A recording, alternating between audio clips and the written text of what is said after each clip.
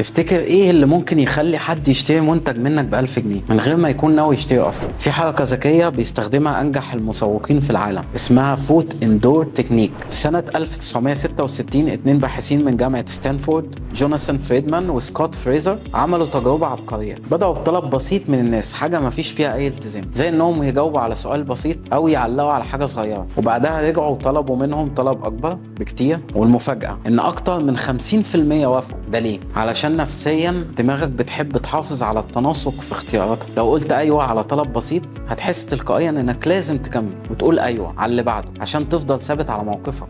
وهنا الشاطر اللي بيسوق لازم يستغل النقطه دي، فبدل ما تقول للعميل اشتري دلوقتي، ابدا بحاجه بسيطه، زي انك تساله سؤال اعرض عليه يعرف حل مشكله هو بيعاني منها. خليه يوافق على خطوه صغيره، وساعتها هيكون اسهل بكتير يوافق على الخطوه الكبيره. حاول العميل بتاعك من واحد بيتفرج لحد بيشارك. ابدا بلحظه تفاعل وسيب عقله يقنعه بالباقي. جربها النهارده وشوف بنفسك الفرق في النتيجه.